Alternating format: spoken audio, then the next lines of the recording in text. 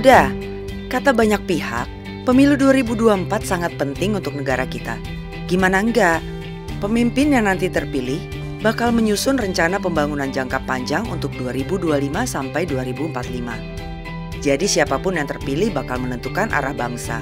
Tidak cuma untuk 5 tahun, tapi juga 20 tahun kawan muda. Dan tahukah kamu kawan muda, kalau suara pemilih muda, milenial dan Gen Z alias Zilenial akan sangat berpengaruh pada hasil pemilu 2024. Pemilih muda adalah pemilih terbesar dalam pemilu 2024, mencapai lebih dari 56% daftar pemilih tetap.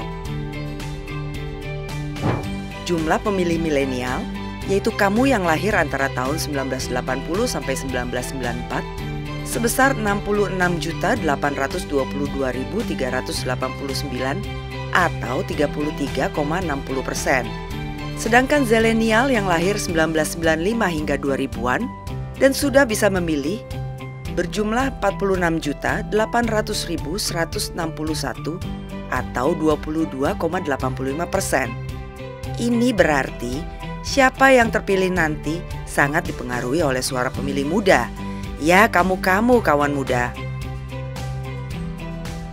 Dengan suara yang begitu besar dan akan berpengaruh pada pemimpin yang akan dipilih. Seperti apa sih karakter pemimpin menurut pemilih muda di pemilu 2024?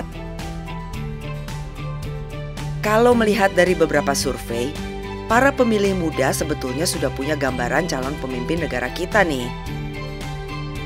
Misalnya nih, survei CSIS di bulan Agustus 2022 pada calon pemilih muda. Hasilnya, jujur dan tidak korupsi jadi kriteria utama calon pemimpin pilihan pemilih muda. Kriteria ini beda loh dengan survei serupa 5 tahun sebelumnya. Saat itu kriteria utama pemilih muda adalah merakyat dan sederhana.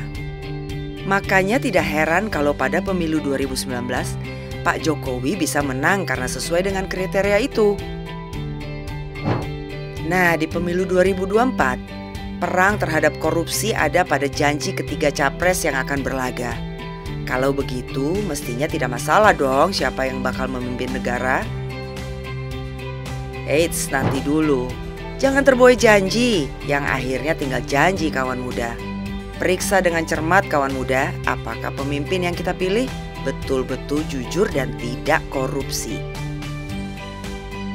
Salah satu caranya, coba lihat hasil karyanya kawan muda, terutama saat beliau-beliau memimpin sebelumnya. Apakah ada korupsi yang terjadi?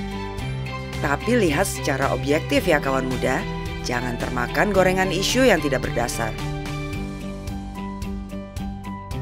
Lihat kebijakan yang diambil, apakah mendukung anti korupsi. Misal nih kawan muda, calon presiden Pak Prabowo Subianto yang langsung bertindak tegas mencopot 2 eks-koruptor dari daftar caleg Partai Gerindra. Yang seperti ini tindakan nyata melawan korupsi kawan muda. Pak Prabowo tidak memberi tempat untuk mantan koruptor karena khawatir melakukan tindakan yang sama lagi. 2 calon itu sudah saya coret.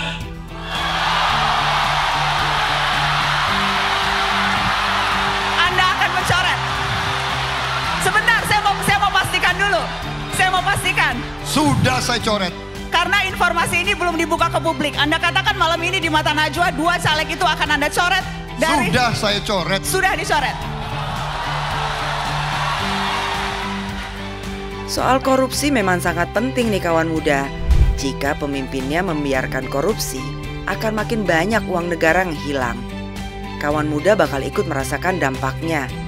Seperti membayar hutang negara yang ternyata bocor ke para koruptor.